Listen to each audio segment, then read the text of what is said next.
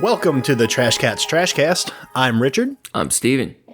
And today we're going to talk about depression and why it sucks shit and drinks piss.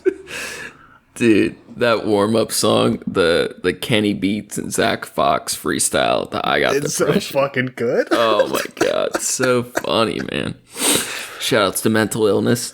Shout out to it. Oh, god damn it. How's your week been, man? My week's been good, actually. Despite, I was going to say, I've actually been feeling my my seasonal depression thing coming back a little bit this week with I get it when the weather changes, right? So as it goes into springtime and back and forth up here, it's kind of a 3-month long process. But other than that, it's been good. I got a good bike ride in yesterday, kicked my own ass, and I got 30 miles in. So that was fun. It's a lot. We worked a dope event on the food truck. And actually, when I got there, I pulled up on my bike, and it was after I'd been riding for like 20 miles at that point, and I hadn't like ridden that long since last year. So my quads were like so cramped up and locked up, I couldn't stand up straight. And I showed up before my boss did, but I got off my bike and like I had to squat down because like I just couldn't stand up. It was like it hurt so fucking bad. So I stretched out and I was fine. I made it and I got home and used the foam roller and all that. And I'm doing a lot better now though. Hell yeah, chilled out. Yeah. How was your week? Mine's been decent. Finished school last week. I was supposed to take my certifications this weekend, and I was like so stressed out, and I found out I can push it back a week without like having to pay a shit ton of money. So pushed it back a week, and I took like the day to just relax and de-stress, feel a lot better. Nice. Yeah. Good. Still taking it ASAP. I met my new kitty yesterday. I went and visited. Nice. She's like 1 pound, and I have to wait till she's 2 pounds to pick her up. But I don't think they're gonna hear this podcast. But dude, this shit was hilarious because these people involved are like, apparently they foster cats for this pound place or whatever. And the mom who does it, she's like TikTok famous for fostering cats. Okay. So it's like I go over to the house and there's like a playpen with a camera set up to like monitor the cats, and I guess she gets video for TikTok. And they're like, go in and meet your cat. So I'm stepping into a playpen with like 7 cats, and there's like a camera there, and they're interviewing me about my application. It felt like it was like an adult baby fetish, like porn scene or something. Like it felt so weird, but they're super nice. The cats are happy and healthy, so hopefully I get to pick her up next couple weeks. Nice. Yep. And just gonna be studying this week, trying to get some art done too, but doing all right. Nice. Yeah. Very good. Now, you already know I don't have any honorable mentions, but I know you do. Yeah, What I got a couple. The first one, just shout out to Kenny Beats, Zach Fox. I Got Depression, some music video thing on YouTube. That's a fun one. And then I've kind of been frustrated with art, like visual arts this week. So I ended up finding 2 stories I like instead. So there's a link for the first one. This is so fucking wild. They're sciencey ones, so I thought you might dig it. Human monkey chimeras. Yeah, I'm already interested. Hell yeah. Crazy as fuck. Scientists have successfully grown monkey embryos containing human cells for the first time. The latest milestone in the rapidly advancing field that has drawn ethical questions. So they're growing monkeys with human DNA. So ideally, the goal would be to grow these monkeys with human organs for transplants. Straight Planet of the Apes. Yeah. I can, I don't think it's too wild. I mean, it's wild as fuck, but I don't think it's It's, they've been talking about doing shit like that for years. Yeah, Alex Jones even like 10 years ago was talking about that this was happening. He's a piece of shit. But there's people been saying this has happened like secretly, but this is like the first, official story of it. And it's just pretty wild. I don't know what I think of the ethics of it, but I do think it's there's a lot of gray area, that's for sure. I'm usually I think I've decided I land in this field on here it's you'll never know the limits of what we can do unless we push the boundaries kind of thing. I agree with that. We have to do it. We have to try. If there is no God, then we have to play God. Yeah. We are our own gods. God is dead. Plus, I've been watching a lot of Fringe, so that's kind of this is definitely some Fringe science shit. Makes you want to experiment on animals and do God shit. Yeah, man. Okay. There's a line in one of the episodes where someone was questioning morals about playing God, and he was like, "There's only room for one God in this lab, and it's me." I love it. Well, the second one is definitely very similar.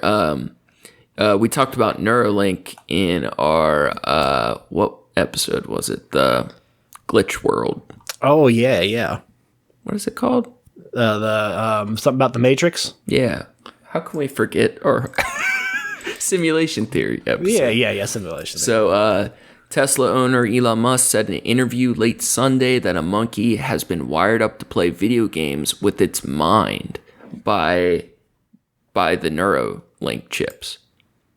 So he has videos of it. There's monkeys playing Pong with no controllers, only Neuralink chips. That's pretty wild right there. Dude, that's fucking crazy. So we got monkey chimeras that could be chipped up by Elon and be driving cars and shit with just their brain. Like, it's just fun. That just blows me away, man. Hey, man, bring on the new ape overlords. I'm fucking ready. They're coming. Something's got to change. If that's the one that's going to work for us, then... Right? Oh, man. Yeah, that's all I got. I want to get into our topic. We can get real depressed and talk about depression. Yeah, man. Let's get real sad about it. Yeah. Kick us off. So first we wanted to talk about what is depression actually? Right. So it's depression is a mental health disorder characterized by persistently depressed mood or loss of interest in activities, causing significant impairment in daily life. Definitely. Possible causes. Oh yeah, we relate strongly. Possible causes include a combination of biological, physiological, and social sources of distress. Increasingly, research suggests these factors may cause changes in brain function, including altered activity of certain neural circuits in the brain. The persistent feeling of sadness or loss of interest that characterizes major depression can lead to a range of behavioral and physical symptoms. These may include changes in sleep, appetite, energy level, concentration, daily behavior, or self-esteem. Depression can be associated with thoughts of suicide. Definitely. Dude, it's crazy how it truly affects everything. Yeah. And even to a physical pain level, a physical discomfort. Yeah, and I don't get why mental health isn't thought of as much as part of your overall physical health. Because it's all tied together, it's your fucking brain. Yeah. It's really wild that we've definitely made strides in the last, 10, 20 years. Yeah. On, the way we look at mental health, but there's still so much to go, with people that see it a certain way, the stigmatization of it. Definitely. So kind of getting into the history of the diagnosis of depression itself, the earliest written accounts of what is now known as depression appeared around 2000 BCE in Mesopotamia.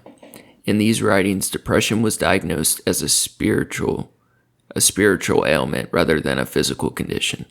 Like other mental illnesses, it was believed to have been caused by demonic possession, of course. Yeah. As such, it was dealt with by priests rather than physicians. Gotta get that devil out of you. Right. The idea of depression being caused by demons and evil spirits has existed in many cultures, including the ancient Greeks, Romans, Babylonians, Chinese, and Egyptians. Because of this belief, it was often treated with methods such as beating, physical restraint, and starvation in an attempt to drive the demons out. God, that shit's so fucking nuts. Right? Doesn't that just make you angry to even think about? So angry. How barbaric as a species we are. I was going to say were, but are. There's like no excuse for it either. It's like, I don't understand. Like, we always, like, when we look at old timey shit, like medical stuff, we're like, oh, they didn't have all the research. They didn't know, like, all the new science and shit. But there's some things, like depression being a demon, where I don't see any excuse.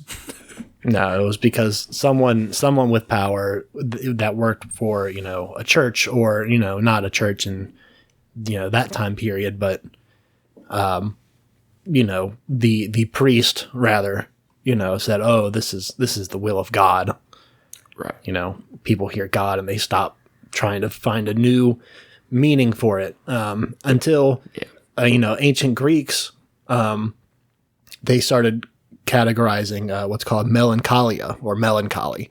It means black bile. It comes from a Greek word that means black bile. That's so fucking cool. That's right? So cool. Melancholia, by the way, is an outstanding movie, but I really love the black bile thing. That's so cool. Yeah. So melancholy is a concept found throughout medieval and pre-modern medicine in Europe that describes a condition characterized by a markedly depressed mood, bodily complaints, and sometimes hallucinations and delusions. Until the 18th century, doctors and other scholars classified melancholic conditions as such by their perceived common cause, an excess of notional fluid known as black bile, which was commonly linked to the spleen. Melancholia was a far broader concept than today's depression.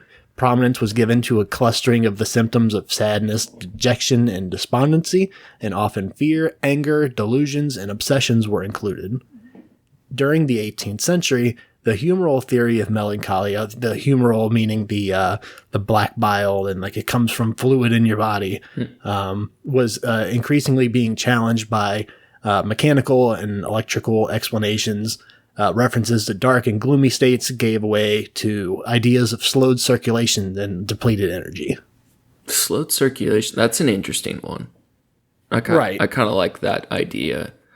At least it makes more sense than there's too much black bile in your spleen, and that's why your brain's working this way. It's such a cool imagery though, because it really does feel like you have like black bile in your chest. I like that a lot.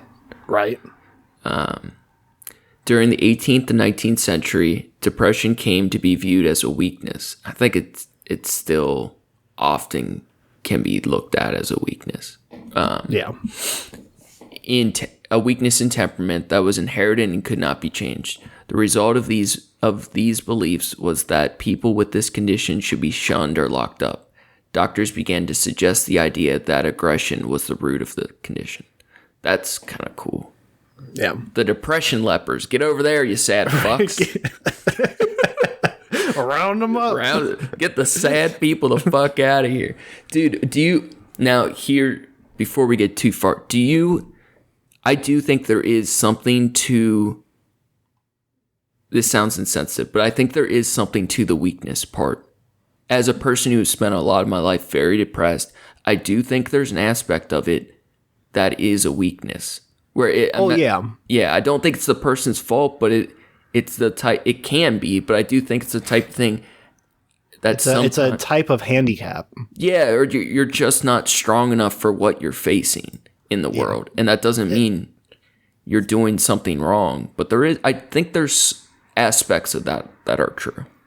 Yeah, I can definitely can say that if if it weren't for depression, there are definitely times in my life where I would have acted more confidently or thought more confidently about myself, and I might not be in the same position that I'm in now. Yeah. You know, whether that's good or bad. You would have felt situation stronger if it wasn't holding you back at times, right? Yeah. Yeah. So later on, Freud, everyone likes Freud, had likened the state of melancholia to mourning. He theorized that objective loss, such as the loss of a valued relationship through death or romantic breakup, results in subjective loss as well. Such a loss results in severe melancholic symptoms more profound than mourning. Not only is the outside world viewed negatively, but the ego itself is compromised. The patient's decline of self-perception is revealed in their belief of their own blame, inferiority, and unworthiness. He also emphasized early life experience as a predisposing factor, because Freud can't suggest anything without saying it had something to do with, when you were a child, a small child. Now, did you ever have like the breakup depression shit real bad? Oh God, yeah. I feel like I've never seen that with you. I believe you. I haven't experienced that with you. The first time was before we met. The second time was easier to get over. It was more like been there, done that kind of thing. Yeah. And it was different, but after it's like a heartbreak thing. It's like the more you've gone through it, I think it like numbs you to an extent. It still can be bad, but like each time you're in a new relationship, ideally you're learning more about how to be alone in those times in between. And even if you still love the person just as much, ideally you're getting stronger where it doesn't hurt as much when somebody leaves, kind of thing. I've always seen it as like you learn to build up walls, and then how when you start to take them down, let people in, how then to repair them the next time so that you can still let people in without letting the walls get destroyed, I like that. It's it's an easier way for me to think about it when you go through it and whatnot. Building castles around ourselves. Right. In the mid 20th century, Austrian existential psychiatrist Viktor Frankl connected depression to feelings of futility and meaninglessness.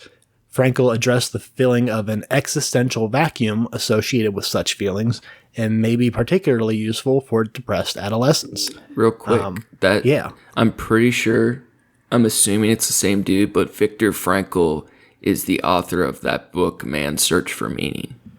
Oh, okay, cool. Yeah, that's the book I hooked my cousin up with, and that book's helped me a lot. I'm going to double check, but that's Viktor Frankl. Yeah, that's him. Cool. Yeah, I like that idea, because that's exactly what it feels like. It's like there's something there that's like you can't fill that void. It's just something that's in you, and there's not, which adds to the feeling of futility and meaninglessness, but it's it's just something that you can't really fix it. You just have to learn to deal with it and cope with it. I think depression I think it's the absence of purpose in many sense. Like, not completely. I think it's also, for a lot of people, it's a very biological, chemical thing in the brain. But I think mentally, it is largely tied to the absence of purpose. Yeah. They're so linked. This was a really cool theory that I thought was fun. Rollo May hypothesized that depression is the inability to construct a future. In general, May wrote, depression occurs more in the dimension of time than in space, and the depressed individual fails to look ahead in time properly. Thus, the focusing upon some point in time outside the depression gives the patient a perspective, a view on high, so to speak, and this may well break the chains of the depression. I think it's a fun idea. I don't think it's a correct idea, because, we don't really, experience the fourth dimension in that way. But I like the idea that depression is the inability to construct a future. because I've felt that before, where I think that goes hand in hand with the futility and meaninglessness. Yeah, just absolutely hopeless. Can't perceive a positive future or a future in its realistic form. Yeah, and it makes me think, like, is it an inability to or a lack of willingness to construct a future? That's something I'd like to talk more about later on how much, in a sense, like how much control we have over depression, or it's like when you choose to feed or not feed it. Yeah. But I've also heard psychologists compare anxiety as like fear or overdwelling on the future, and depression as overdwelling on the past. I can see that. I think there's something to it. Yeah. Cognitive psychologists offered theories on depression in the mid-20th century, stating in the 1950s, Albert Ellis argued that depression stemmed from irrational should and musts, leading to inappropriate self-blame, self-pity, and other pity in times of adversity. Yeah. Researchers began to evidence that depression was caused by a chemical imbalance in neurotransmitters in the brain, a theory based on observation made in the 1950s after altering neurotransmitter levels and monitoring the effect of depressive symptoms.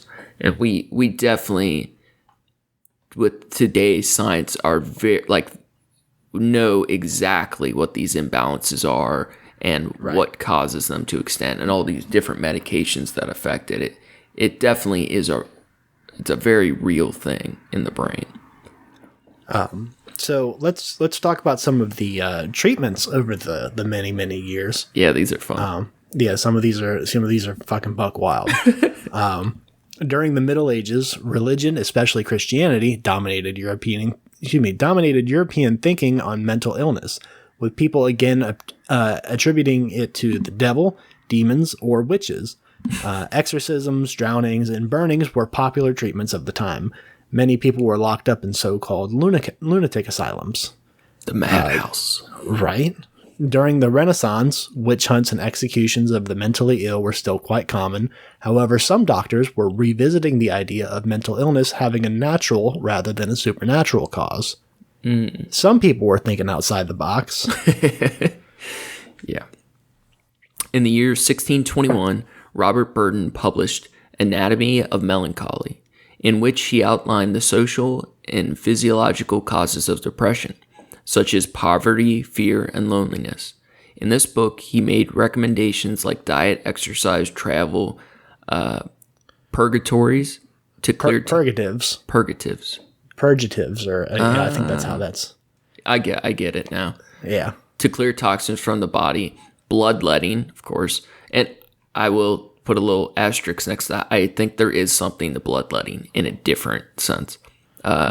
Herbs and music therapy in treatment of depression. Definitely music. He also emphasized sufficient sleep, meaningful work, along with talking about the problem with a friend. Meanwhile, other doctors of the time spoke of depression as a result from internal conflicts between what you want and what you know is right. And yet others sought to identify the physical causes of the condition. I like a lot of that. Yeah, the meaningful work part really struck with me, and I thought that was cool. Yeah. And then, like, still there are people that are, this is 1600s, but they're still thinking it's about a moral dilemma. Like, you want to, you want to do bad things, but it's wrong to do the bad things, so you get depressed about it. It's like that's pretty fucked up. I think there can be an element of truth to that, but I don't think that's what's going on with most people. No. And I think what he said about the meaningful work, that's definitely purpose. And I was talking to someone about it recently. I think there's like 3 big categories that can fall under, and it's the create, destroy, overcome. And I think like you're a doer.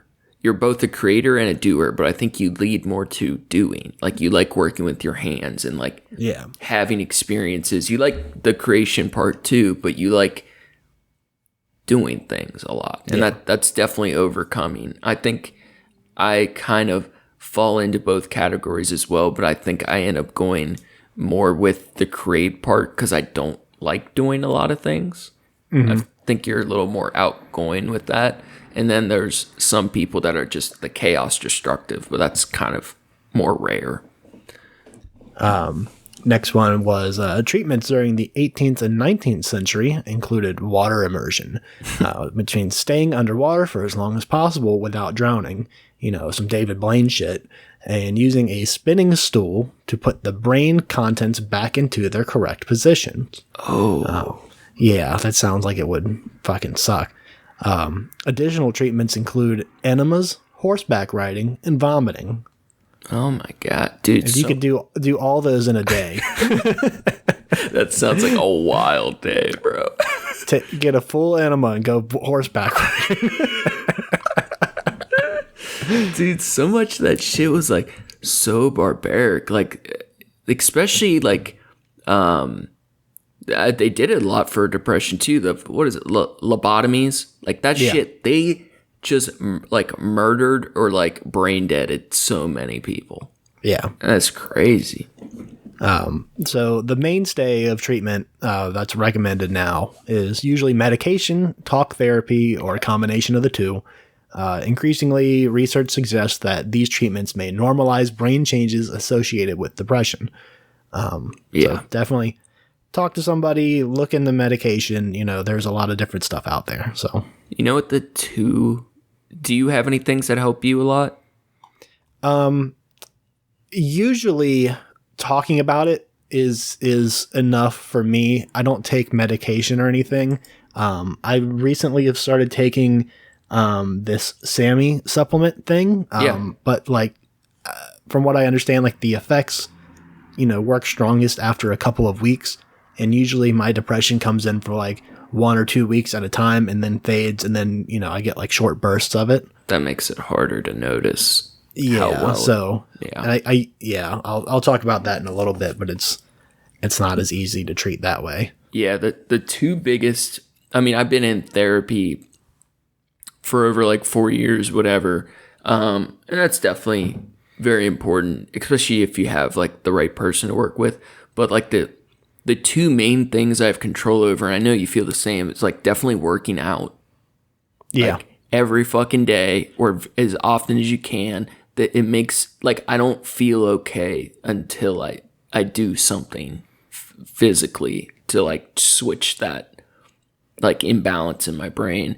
And then like I've been on tons of fucking medications over the years for depression and other shit, but what I've found helps more than like 90% of antidepressants is just straight caffeine.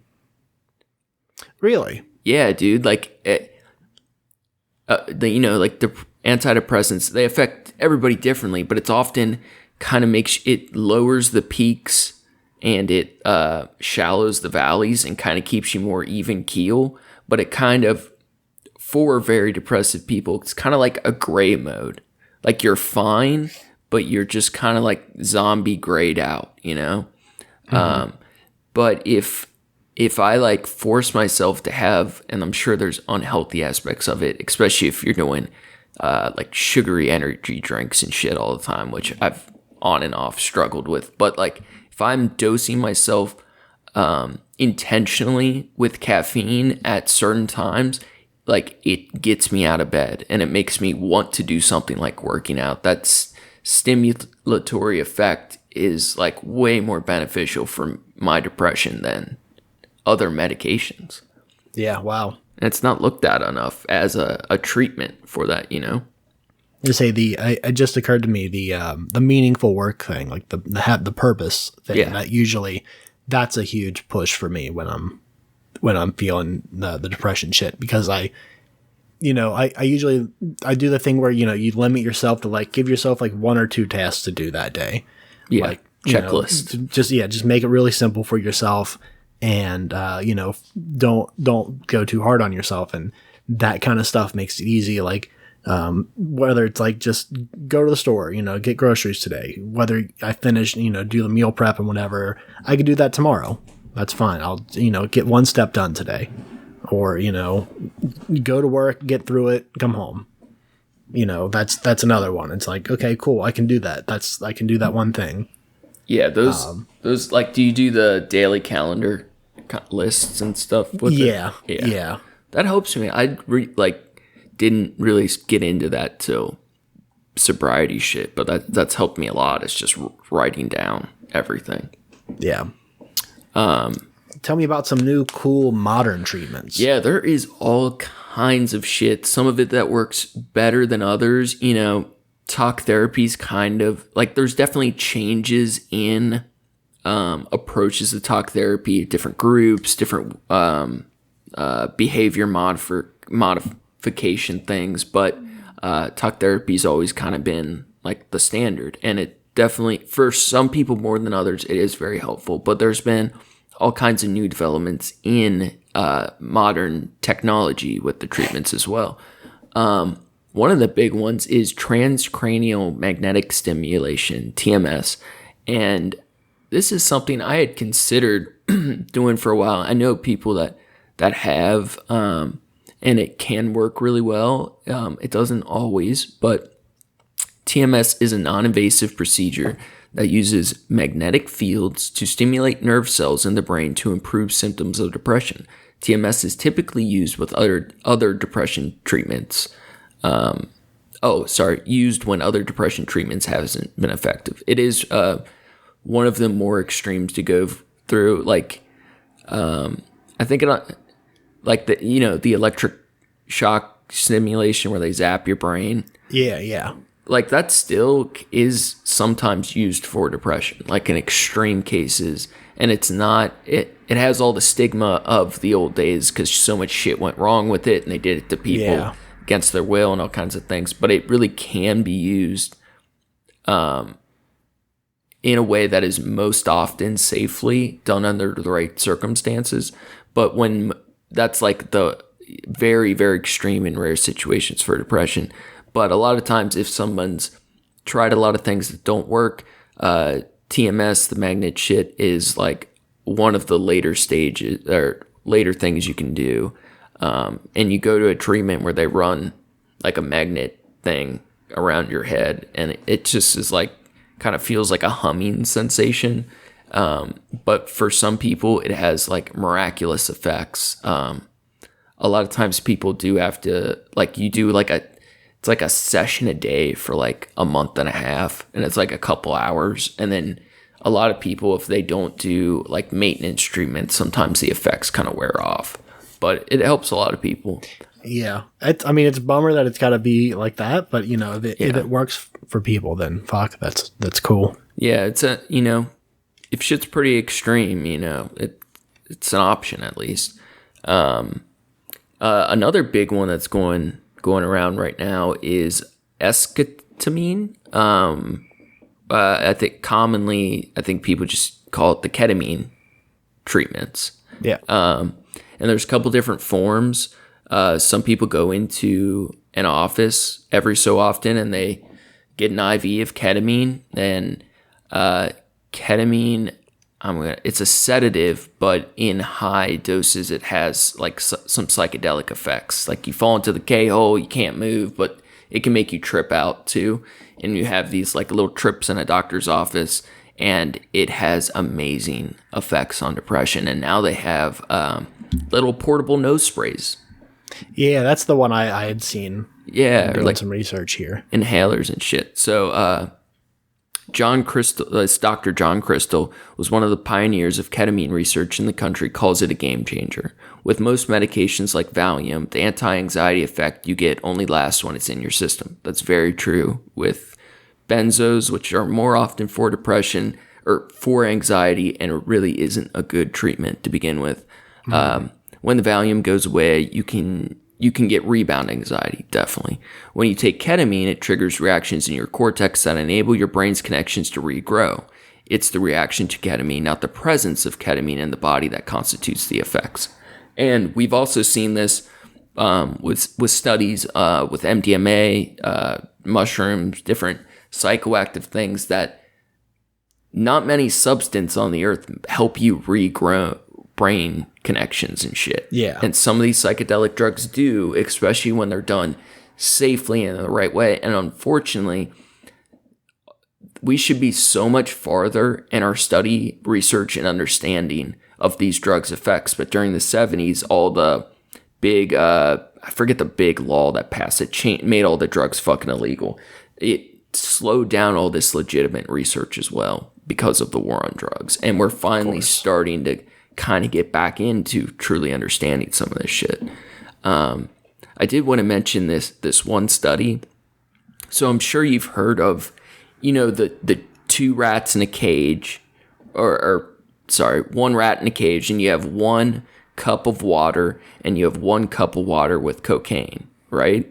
Mm-hmm. And people always like reference the study because it's like, oh, the rat will just drink the cocaine water forever until it has a heart attack and dies, right? That's kind of been like the early understanding of drugs and stuff. And what they've redone this study like semi-recently, and what they found is if they build the rat a bigger cage that's connected with other rats, and they have like, spinny wheels and long tubes and a place to rest and different foods, especially the social aspect with other rats, they found that the rat will recreationally use the cocaine water, but mostly just use the regular water. And they really believe that what they've learned from these studies is so much of not just drug use or depression, but so much of it is like the quality of life affecting mental illness and vice versa. Like my depression, I don't feel like has got that much better over the years, but I'm so much healthier than I used to be. And I attribute so much of that to, both working very hard to make it better, but also like both from my own work and, things outside of myself, my life getting better and it making it easier to deal with, both drug issues and depression. There's so much, I really believe that. So many people that are stuck, so much of it is because their life fucking sucks, right? Yeah. You want to take us, what trivia you got for us? Depression? Some wild trivia bullshit for depression. Some of these are really fun. Yeah. This one actually I got from the Sawbones book. It's the McElroy family medical thing. They did a book? Yeah, they for the Sawbones podcast, they actually have a separate book. They just released a new one with quarantine and pandemic shit in it too. Nice. Which is pretty good. Yeah. This was Abraham Lincoln took mercury supplements to treat depression. It was actually called blue mass. So historians now believe it explained a ton of incidents of strange reported behavior because he just had mercury poisoning. Interesting. Was that from his dental work? Right. I have no idea. Yeah. Benjamin Franklin is reported to have developed an early form of electroshock therapy in a response to trying to treat depression. A study found that Afghans have the highest rate of depression in the world. Whoa, I would not have guessed that one. Was there any information on why? Is that quality of life stuff? I didn't see any other information with it. It was just in a list of trivia bullshit. Yeah, I'm going to dig into that one more. That sounds very interesting. During the Renaissance era, painters were considered to be especially prone to melancholy by the nature of their work, sometimes with good effects for their art and increased sensitivity and use of fantasy. I like that and still think that is very relevant, especially with musicians also. Yeah. Artistic people in general. Yeah. On Your Mom's House, Tom and Christine were just talking about how they don't trust comedians unless they talk about their dick on stage. Like if they're a man. Because like it's the guys like a Cosby or whatever who are like super nice and like very Christian, do like clean work that are always the darkest in their personal life. But that the guys that like, whether it's comedy, musicians, art, the guys that are super dark in their work are often very kind and are healthy in their personal life because you got to get that shit out. And I think definitely painters, artists, musicians really, struggle with mental health stuff in general. I found one that So the claim is that women are often diagnosed with depression more than men. And I couldn't get exact statistics on this, and it largely was attributed to hormone changes throughout a woman's life. But some estimates are that women are diagnosed with depression as much as twice as often. And I also think the key word is diagnosed with depression. Yeah, dude. They're more willing to go, get it looked at, figure out what's wrong. Yeah. Than fucking so many stupid dudes. Yeah, grown men that don't want help.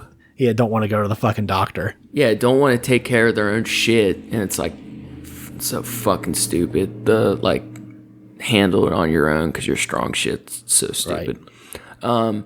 And then in men, several studies have associated low testosterone with depressive disorders and symptoms.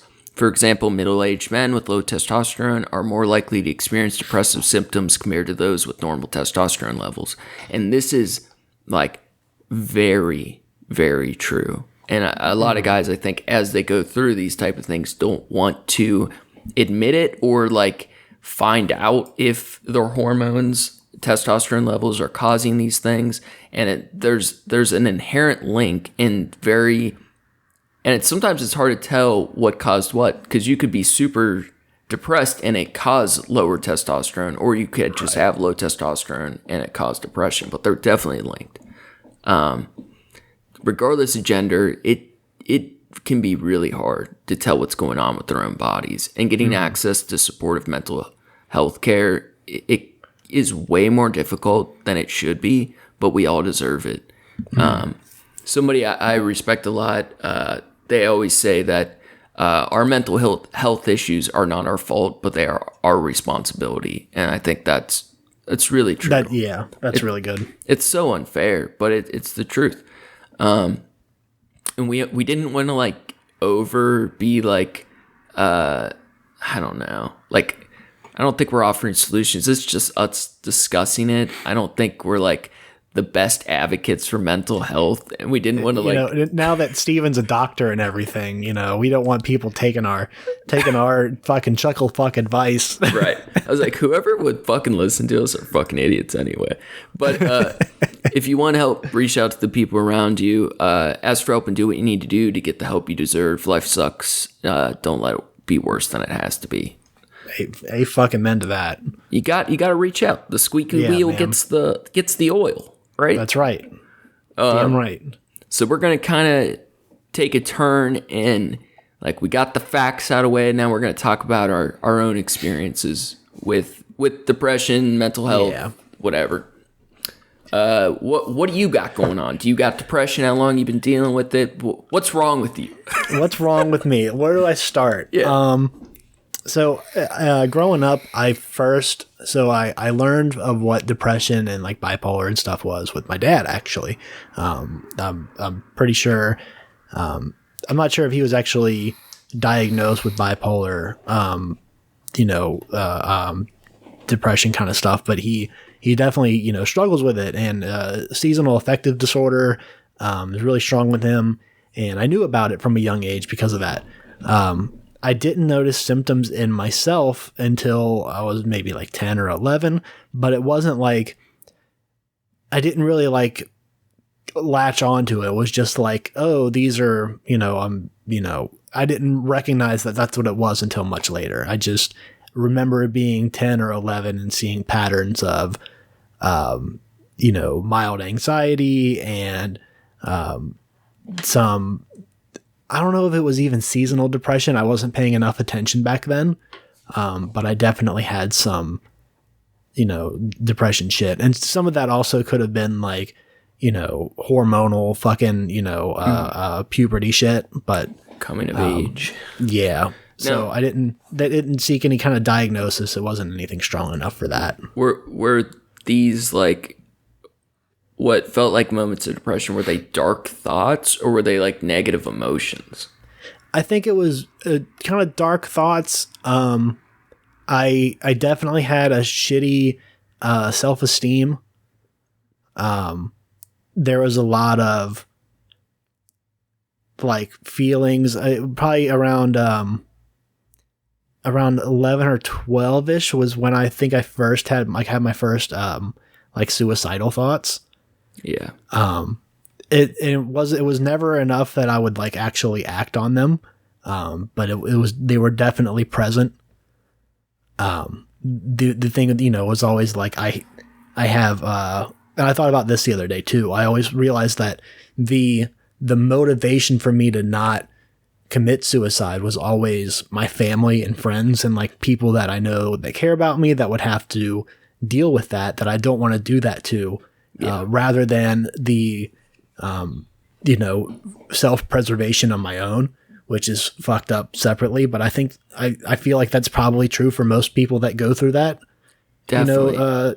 Feeling. Now, do you think, because I've definitely experienced that a very similar way, do you think it's a possibility those feelings of empathy to the people we love and not wanting to put them through that is really like the self-defense mechanism for our own self-preservation?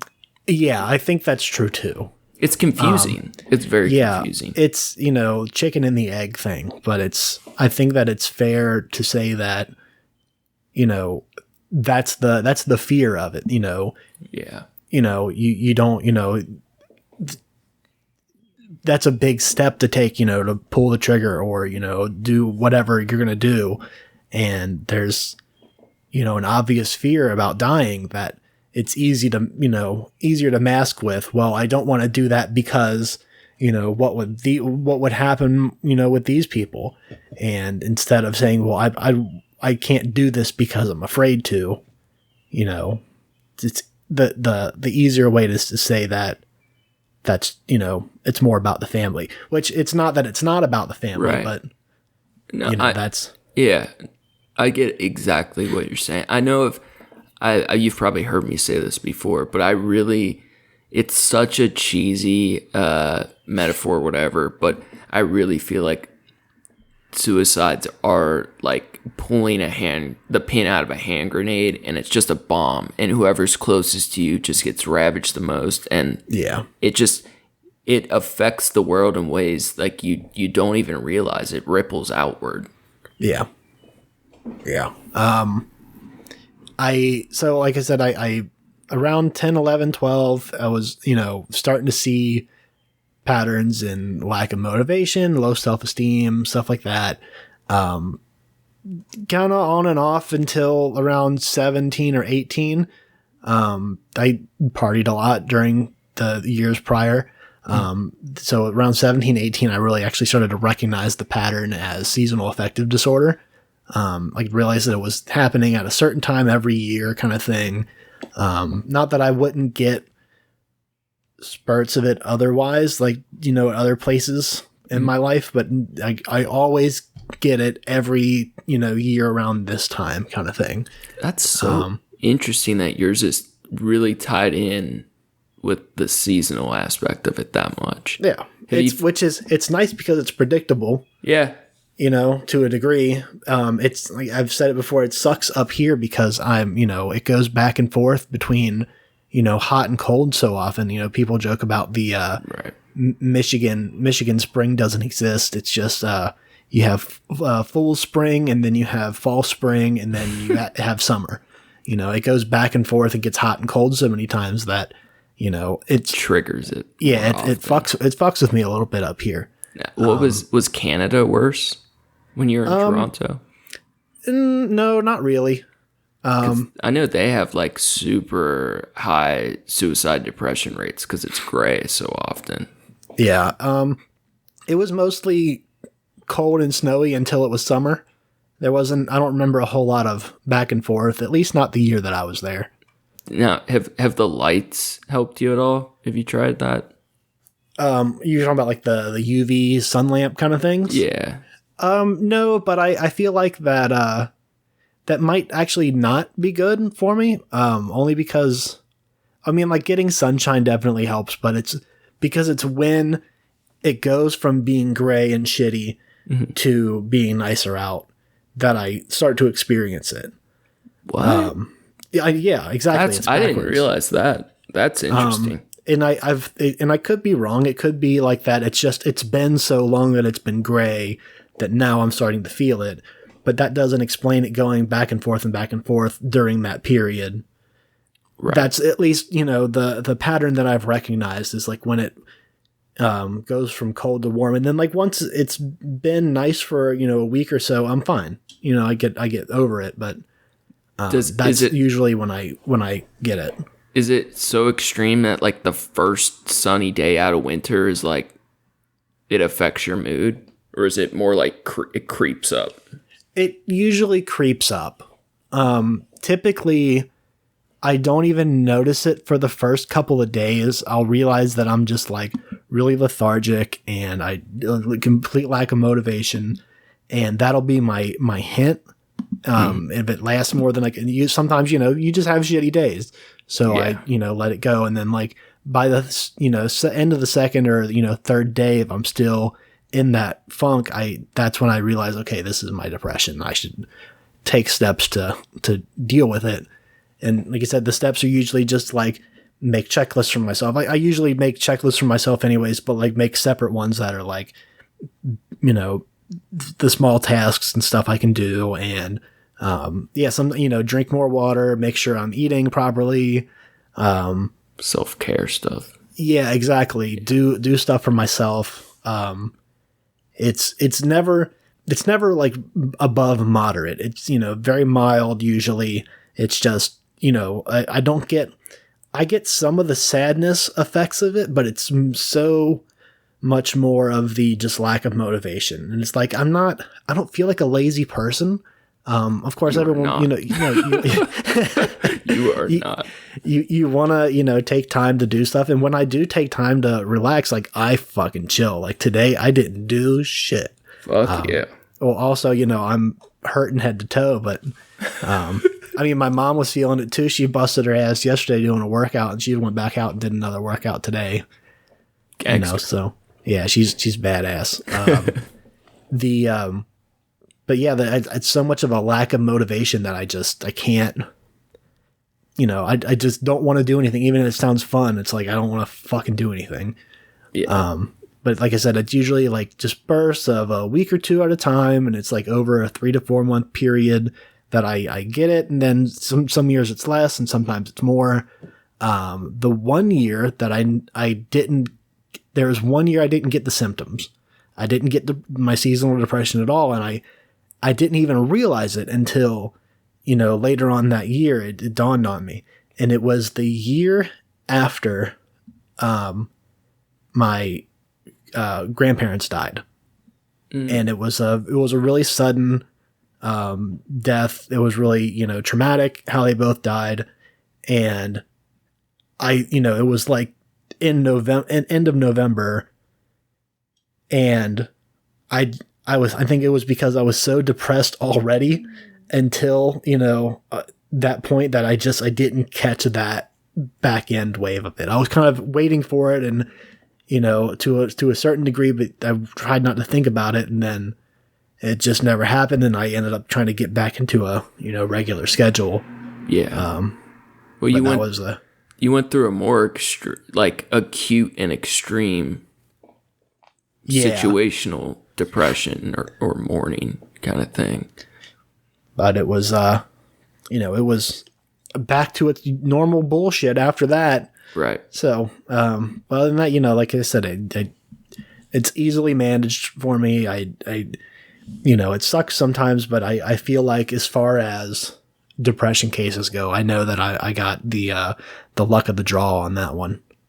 Yeah, man. If I hearing you talk about like grade school, we would have had I wish we knew each other in grade school. We would have had so much more fun together too.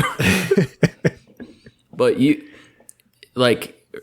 for real though, we have a very good balance with like just as a friendship in general, but with our mental health stuff. Yeah, we have good yin yang with it for sure. And you tend to be very positive. And I feel you like can handle a lot, but you're very positive about everything.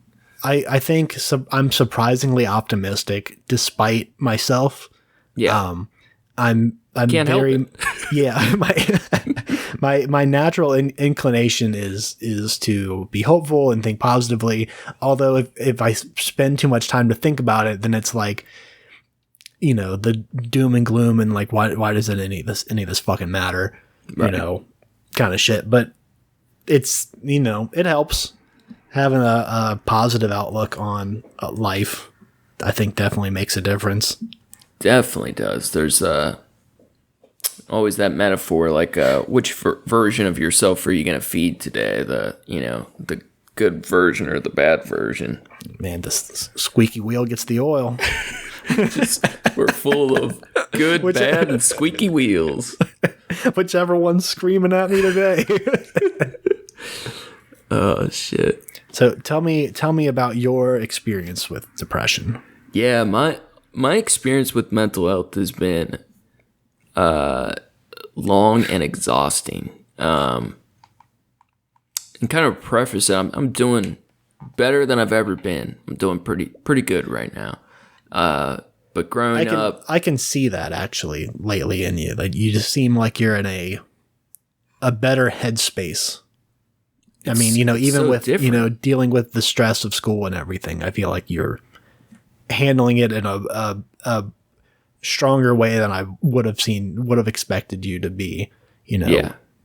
4 or 5 years ago. And dude, it definitely, and I think part of that, like I was saying before, I really don't want it to sound insensitive, but the past version of myself was much weaker than I am now. That there is some truth to that with depression.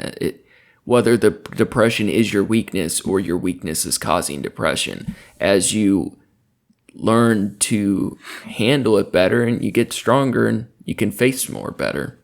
Now, do you feel because I feel like when you're faced with something like depression, especially from an earlier age, being someone that can overcome it and learn to at least tolerate life with it, that ends up making you a stronger person than someone that that had the advantage before, but now you've dealt with more. Now you have the upper hand in a sense of things. Yeah, in a sense, I think it can.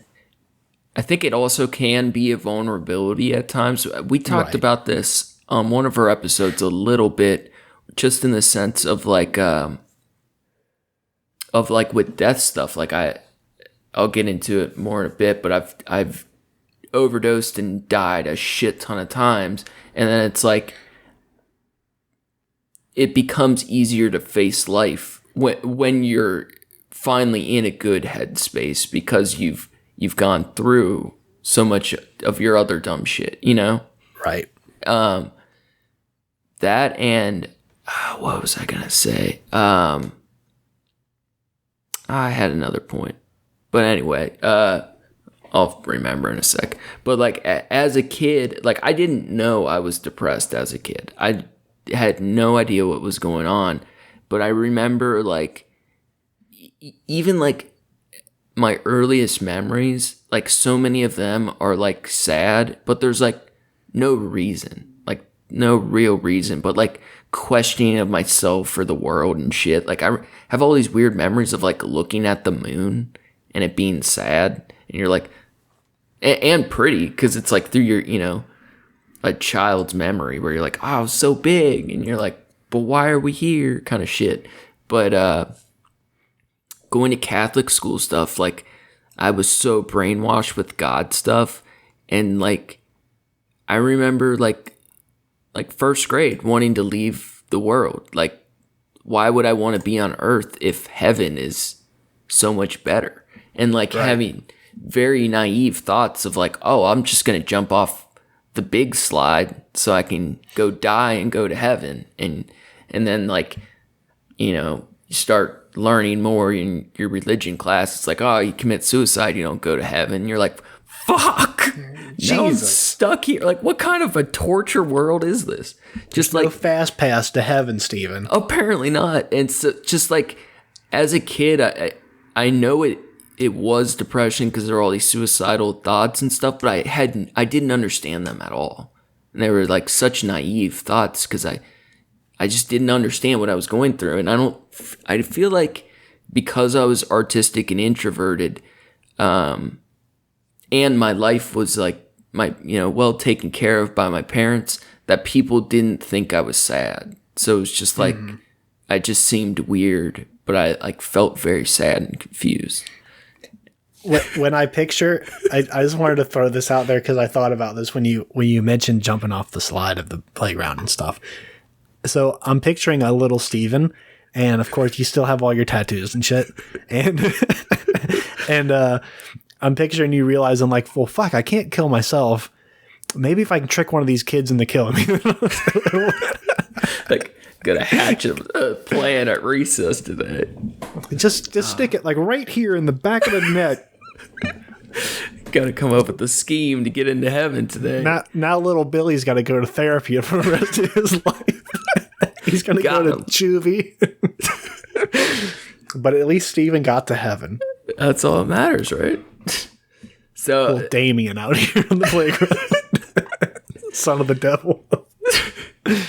Yeah, man. So, I didn't know what was going on at all. And then, like, in grade school I've briefly mentioned him before, and we've talked about it a lot, but I met my friend, who at the time was my best friend, Tony, who I call my brother to this day. But I met him in Boy Scouts and in the church in grade school, and we knew each other from like probably first grade, but we really didn't become like close to like 7th grade or something, like junior high kind of shit. And dude, he was so smart. He went to Covington Latin, and he was graduating high school to start college by the time he was 15. Like, he could draw like molecular chemistry equations and shit. So like, badass. He was like borderline genius, but he had no social skills. He was such a weirdo. So like, we were in scouts and doing church shit, and in retrospect, I don't think we had as much in common as I thought at the time, but I think we both were just so depressed, and it was the first time we saw someone else who understood that. Yeah. You know what I mean? It was like we probably didn't click in a lot of ways, but we both felt miserable, and we could see the other person felt that way. So it was like, instant connection kind of shit. And we were like, we stayed in Boy Scouts because it was an excuse to hang out. But by 6th maybe to 8th grade, we were both like very staunch atheists, very interested in Satanism and weird music and stuff. And we were starting to get in trouble and all that fun stuff. I remember we got like the Boy Scouts had to decide if they were going to kick us out because we put our religion as Satanism. And it was like both of us like had our Eagle Scouts done, and we were like supposed to be these like shining examples. The fucking role model to the community. And like they had to like take it to the scouting like court system to see what they were going to do with us. Just like dumb shit, you know what I mean? And he was getting in trouble because he kept like stealing lighters from Walmart so he could show off that he had lighters and like dumb shit, you know what I mean? Shit you do in like the 7th, 8th grade, yeah. Yeah. We called him 10-Finger Tony because he was always stealing shit, but he was really bad at it. He was like the worst thief I've ever seen. And then like he would always like try to find ways to like justify his lies. Like he was a bullshitter. So like one time, I think it was with Sam and John, definitely I think Sam, but we were talking to him and he was trying to talk his way out of some shit. And he's like, well, you know how like everybody's got 10 fingers, right? Like he was trying to like set up some bullshit, and we both were like, no, dude, get the fuck out of here. So full of shit. Yeah, so like early high school, both of us were like so fucked up and confused, and like on my own I was like super heavy into self-mutilation and was like cutting myself up pretty good more days than I didn't. And he was kind of getting into the same shit, and we'd like burn ourselves together and like do dumb shit. And we started planning all this suicide shit. We were both like very, very set on it and had all these plans. And he was a little more hardcore about it than I was.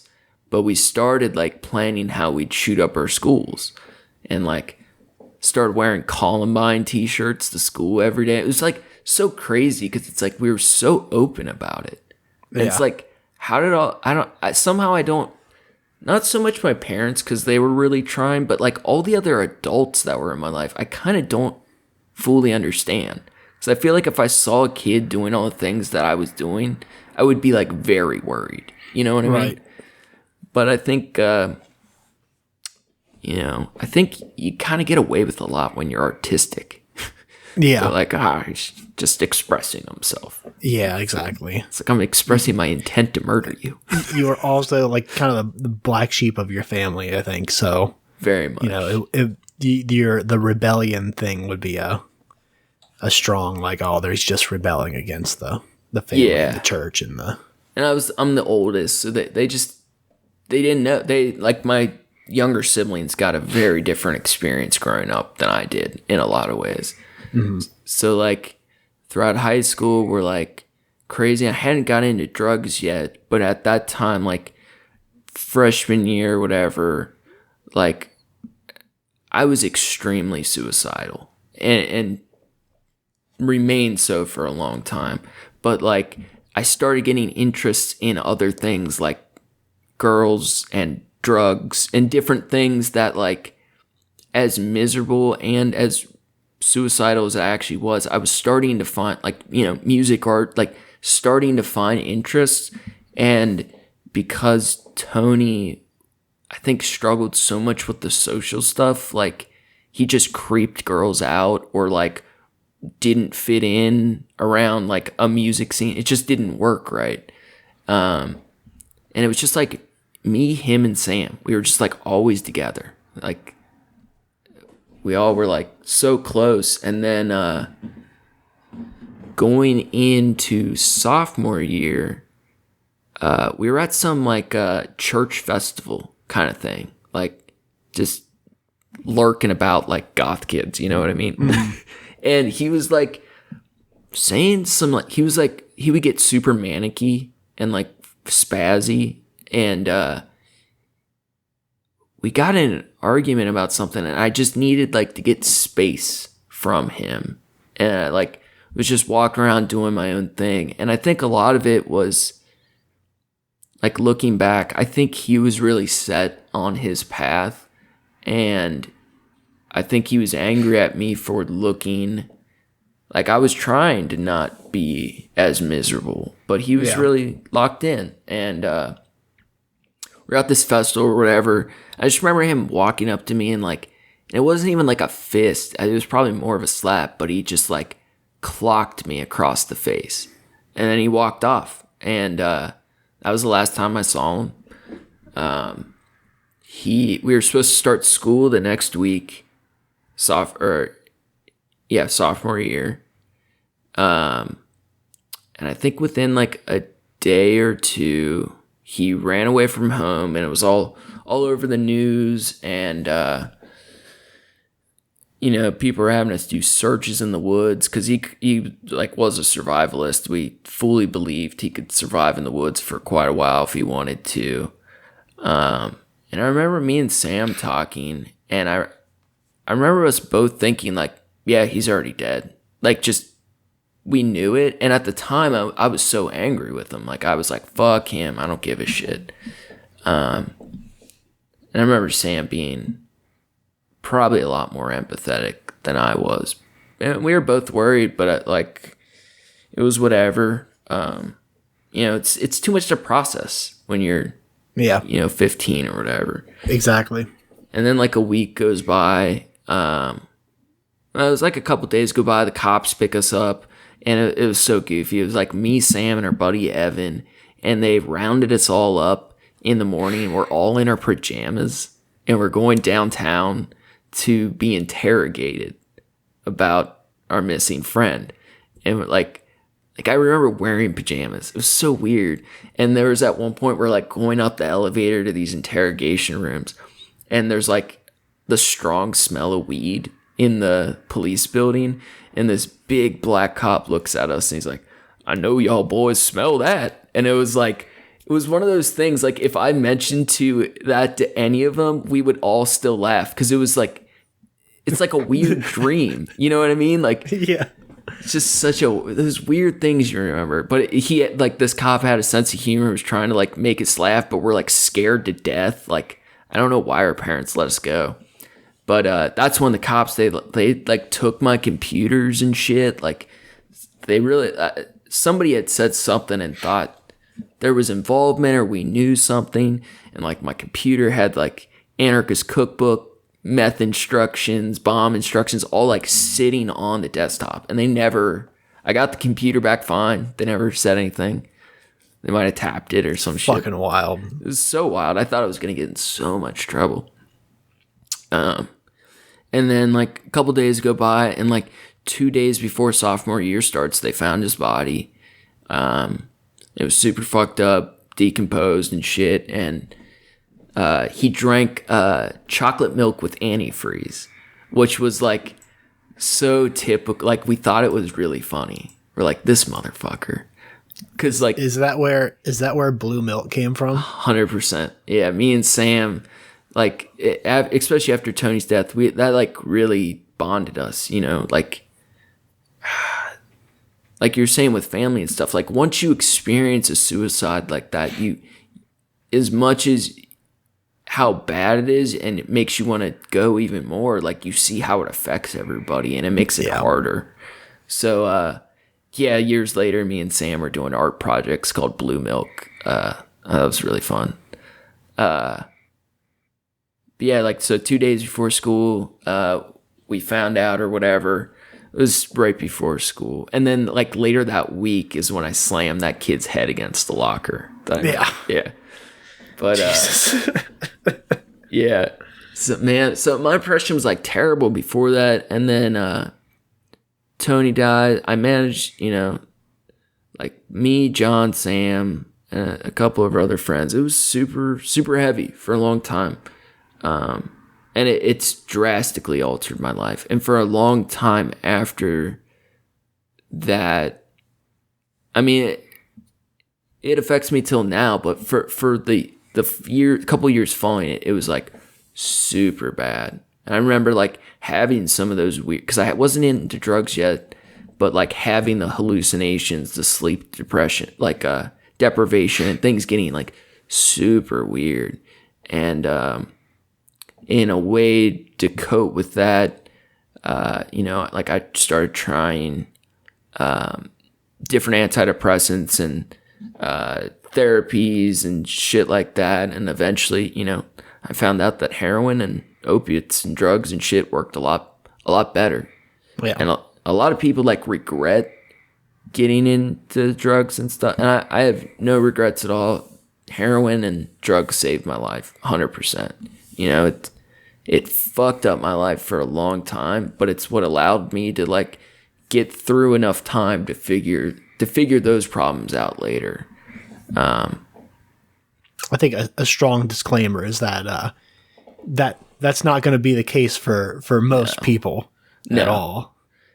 No, and you're lucky to, you know, because I think a lot of people, like with the rats, it's a quality of life thing. Your life's fucked up, you get into it, but a lot of people don't get lucky enough to come back, and that's nothing out of like I do think I tried to use like relatively smart or like tried to be safe a lot of times, but so much is out of your control. You just get a bad bag and that's it, you know? Yeah.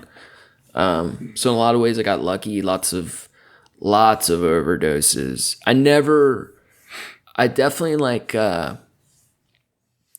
mean, so much of my life for like a lot of years like revolved around suicide and suicidal thoughts, and I purposely took lots of chances of dying, or like purposely used too much and figured I might die kind of stuff, but I never like made the decision to attempt to actually kill myself, because it was, as much as I wanted to, it's just too much. It hurts people too much. And then since years used for years, very slowly got sober, and just getting sober alone made depression a lot easier. My depression's not gone at all. It's still super serious a lot of the times, but I've become stronger.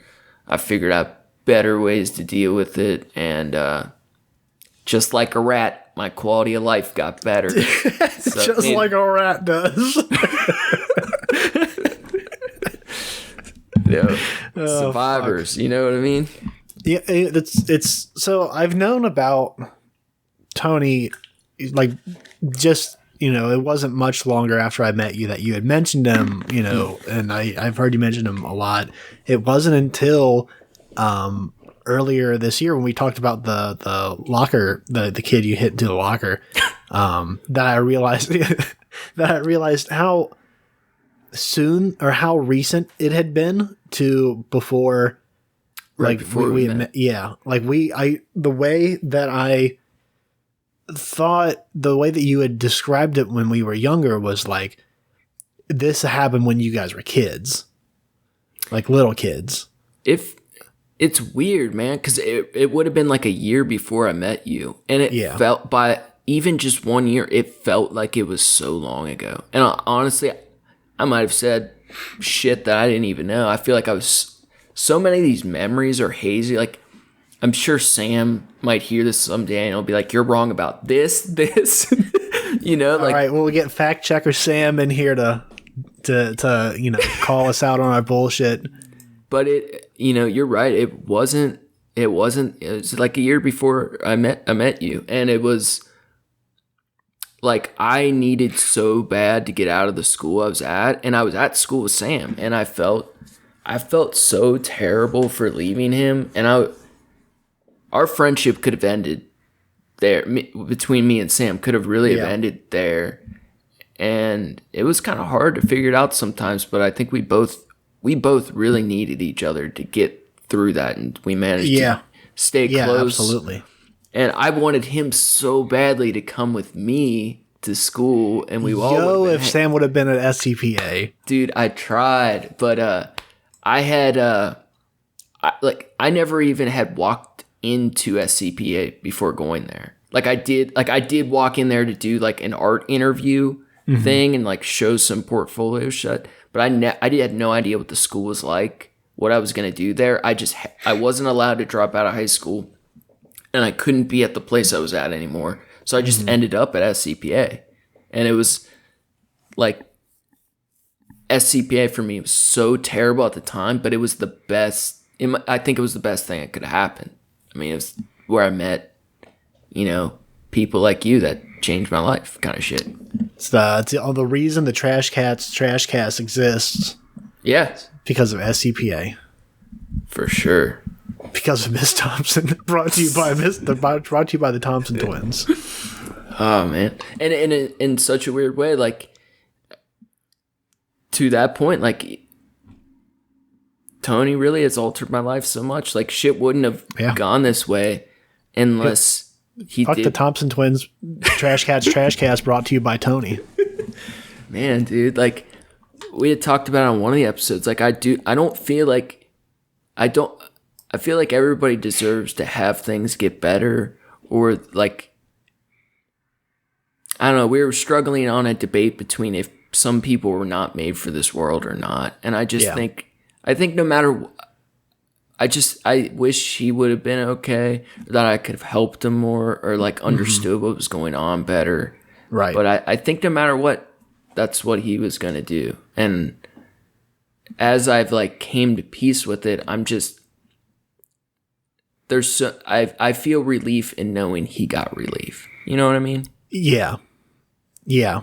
And you should. I think that's the proper response for that. Yeah. It's fucked up, but, people deserve rest, too. That's the absolute truth. I know there's a lot of arguments and back and forth on the Dr. Kevorkian shit. And it's like, what when it comes to quality of life, like what is one of those is life worth living things if you're not living a life, I guess, if you're not comfortable, and that's a hard question to answer. And I fully believe we all, both morally and legally, deserve to have that choice of when we die and how we die. And I'm a staunch supporter of, not necessarily just assisted suicide, but it just being able to choose, when we die. Having that choice is so important. And depression. Go ahead. I was gonna say, I think there should be some kind of caveat to that, because if people just chose to be, to do that when they were depressed and if it's something, that's something that could pass, that's different. But I know there's definitely some, like you said, if it's repeated incidences and years of somebody's life that they spend in misery, then it's hard to, you can't say that it's wrong for that person to not be here if they're just so unhappy and it's, nothing is working for them. I think everybody deserves the freedom to make that choice, but I think there should be systems in place, or just people should be better in general. But I think we should be doing everything we can to prevent someone from wanting that choice in the first place. But but some mental illness is just that bad that nothing can help. I don't think that's most of the time, but I think sometimes. I don't know. That broken brain syndrome. It's fucked up, man. Yeah. That broken brain syndrome. I was going to say something. I was going to ask you something. Ask away. I lost it. My brain's broken. It's the syndrome. You got that broken brain syndrome. This is what I'm talking about, Steven. You thought I was just making a funny goof, but... Do you, as a honest, do you ever see yourself committing suicide? No. Would you live bitterly till the end? If situations change drastically, it's possible. I shouldn't say no so quickly. If my situation, my life, everything crumbled around me, my reasons for continuing on disappeared, it's definitely a possibility. But I think otherwise I don't think I have that drive. There's a line by the rapper Cage. He says, "I gave up on suicide. Y'all have to take me off this planet." See, dude, I really like that sentiment of living in spite of. Yeah, dude, for real. Fuck y'all. You can't end me. I'm gonna be immortal. That stay giant shit. Yeah, dude, exactly. I fucking love that energy. I do think it sucks when talking to doctors or psychologists. My main therapist at this point, she understands me very well. I've been seeing her for 4 years, so she doesn't freak out about it. But in general, it's hard to explain a lot of times. But I still want to die by suicide. Mm-hmm. Eventually, but I don't want that anytime soon, and that's been the main change. You know what I mean? I still like you said, reserve that choice. Yeah, it's by your choice. Yeah. But I want to live Wolfgang said, long and furiously. Now, it's a weird change, man. We'll make so many fucking podcasts. so much art and you know what I mean? Just I want to have the purpose to make shit now. You know, I always did, but I was lost, and now it's like I just want to make as much fucking shit, pretty garbage shit to put into the world. This purposeful work. It is, man. I love it. This episode has made me think it would be, I think an episode on grief would be another good one we could do sometime. Yeah, it's very similar but different. It's different still. I have experience with a particular type of grief that I feel like not a lot of people have. No, that might be. I was good to talk about. Yeah, I was gonna ask if you wanted to. I didn't want to pry. Yeah, I didn't feel like it was useful to get into that one just yet for this particular situation, but we can anytime. Yeah, we can definitely make an excuse to talk about it. For sure, man. Any final thoughts? Fuck depression and other mental illnesses. Destigmatize that shit. Mental illness is common as hell. It is. Your experience with it is valid, regardless of the degrees. Don't feel weird about talking to people about it. You're not going crazy. There are other people that have experienced things like you have. All the things. Dude, there's so much truth to that. Like, the worst thing you've ever been through is the worst thing you've ever been through. Like, so many people have had things so much worse than other people by comparisons, but you can't understand that unless you've gone through extreme shit. And it's like, so, you know, I don't know. There's nothing to be ashamed of like not having crazy problems, but still feeling that bad. Because all that matters is how you feel. It's the emotions can be just as powerful in a different way. There's a thing that was talking about the reason like children and like babies, like they cry all the time, and it's not because they're children or babies. It's because that in their lifetime so far, this is, you know, the scaredest they've ever been of a thing, or you know, the most pain they've ever felt, or the hungriest they've ever been. Right. You know, so that's reason to be that upset. It's their own personal experience that, you know, it's subjective to that. Yeah, our own feelings are always valid, even if they aren't to other people, and you just gotta stay giant, keep finding ways to get stronger, mentally, physically, whatever. If other people think that your opinions and your feeling, or think that your feelings aren't valid, then those people can fuck right on off. Yeah, that's the opinions thing is different, but your feelings for sure. Yeah, that's such a like telltale way to tell if people care about you or not. If somebody tells you shouldn't feel how you feel, or I don't know, just doesn't want to listen to what you're going through, it's like, fuck them, write them right off. Reassurance is one thing, but trying to convince you that you're wrong about the way that you personally experience a thing that's gaslighting. Yeah. Oh, real quick. Do you have any thoughts on, like with depression, that like there is a choice involved in whether you feed it, like the self-pity or like straight mental illness, and there's overlap all the time. Yeah. Like how much of a choice do you think it is?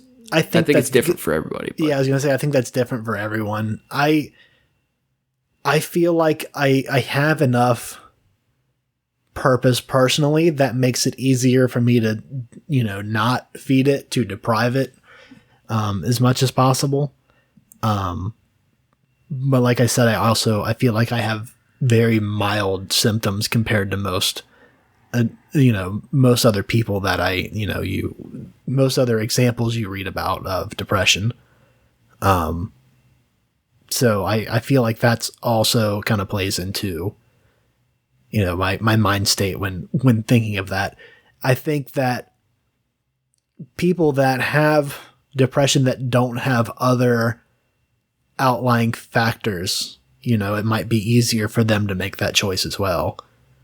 But that's not always the case. Explain that to me. So people that are depression or that have depression, but otherwise they don't have any other mental illnesses that act upon them, they may have an easier time of making that choice rather than someone that has depression and also another effect of another mental illness, which is quite common. Yeah, dual diagnosis shit it makes it progressively more complex. When you say making that choice, do you mean making the choice on if you feed into your depression or? Yeah, I got you. Yeah. Like you said, sometimes it's not a choice because they don't have a choice in the matter. It just happens and it's outside of their grasp. You know, they have enough shit on their plate at the time anyways that they're dealing with. Yeah, there is a weird, like, so many people have situational depression and then or just because of mental or emotional issues, but when it's biological and it's chemical imbalances, I think it's a lot harder in a way. Like talk therapy can help with the emotional and the situational stuff, and it's very important in the chemical imbalances as well. But unfortunately, medicine, well, the good side is if it is an imbalance, medicine is more likely to actually help, but it can be very complicated with medicine. I never, and it's not to discourage people from trying, but I never could get the right combination, and I really tried hard at times. Yeah. But there definitely is.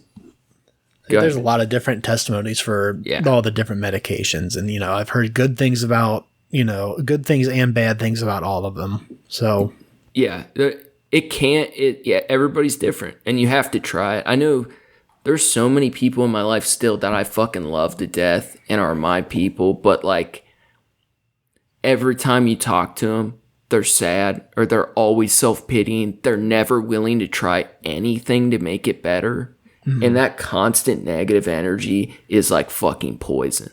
Yeah. Like there is a choice involved in if you want to completely give up or get better. As much as depression like tears away at your free will, there's still always a choice on whether you embrace it or fight it. And you got to be willing to try shit, or it's just going to be miserable forever. I can't stand being around that shit, man. Yeah, so it's the category of you can't help someone that doesn't want to help themselves. 100%. And then you see people like that enable or give everything away to help someone who doesn't want to change at all. And you're like, what are you doing? I was always really good at being honest with that. Like, whether it was depression or with my addiction, I'd be like, I'm here for meds, but I'm not trying to get sober, or I'm not, you know what I mean? You gotta be honest with yourself and with other people, or you're just wasting everybody's fucking time and being an energy vampire. Yep, man. Them psychic vampires, dog. Psychic vampires. Don't be a psychic vampire. Deal with your shit. Thanks again for listening. Yeah. Oh shit! Yeah, we getting out of here. Yeah. I think we've done our work for the day. It was therapeutic to speak about. Thank you. Yeah, I feel like I get that effect from this podcast a lot in the last so many months we've been recording stuff here. It feels like therapy for me. Like we can always talk openly anyways, but now we have an excuse to do it once a week at length and. Plan stuff. And like I said, it's purposeful work. We're doing constructive work to make a thing. Yeah. You said it jokingly, but I know we both mean, I mean, for real, it's an excuse to work on how often you get to work on a project with a friend. It's fun as shit. And it's an excuse to talk about this dumb shit. That's good for us. Yeah. So once again, thanks again for listening. Thank you to Approaching Human for the use of his music. You can find his work on SoundCloud at approaching-human. Thanks, John. Love you. Make sure you check out this. What? I want to thank John. He gave me a cat crate, or not a crate, the scratching post. Oh, hell yeah. Little cat tree system for the new cat. Thank you, John. I love you very much. Thank you, John. Make sure you help get. Sorry. I mean, I'm just trying to run a podcast here. Whatever. You can do whatever you want, Steven. It's okay. I want to say for real, John, you were one of the few people, like you fucking Ricky and Sam, a couple other people. You guys are always showed up for me, man. You got me through a lot. Love you, man. Yeah. John's great. I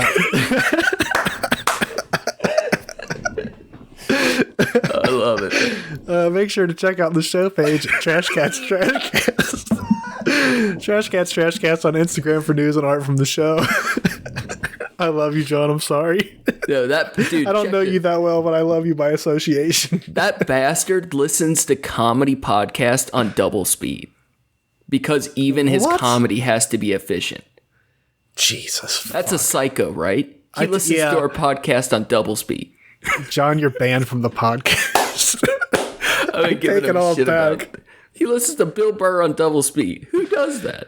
Yeah.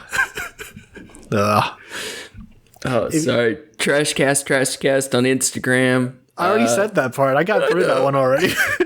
If you're super bored, you can check out my shitty, depressive garbage art at Skyzix, SKYZICX. Thank you to no one today. Yeah, thanks us. We did good. Yeah, we didn't have any artists, just Elon Musk and monkeys. What more do you need? Make sure you tune in next Wednesday for our episode on General Butt Naked. Oh yeah. That's gonna be all for us today. Stay classy, eat trashy. Peace. Go fast, eat trash.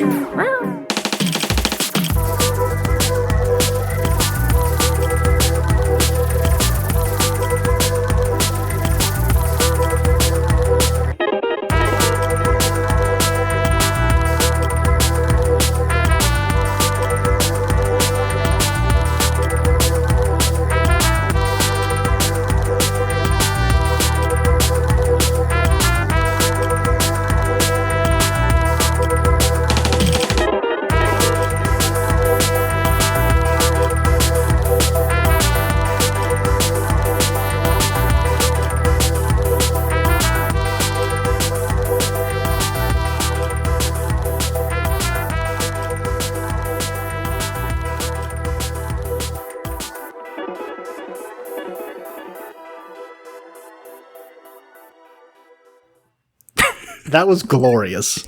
Dude.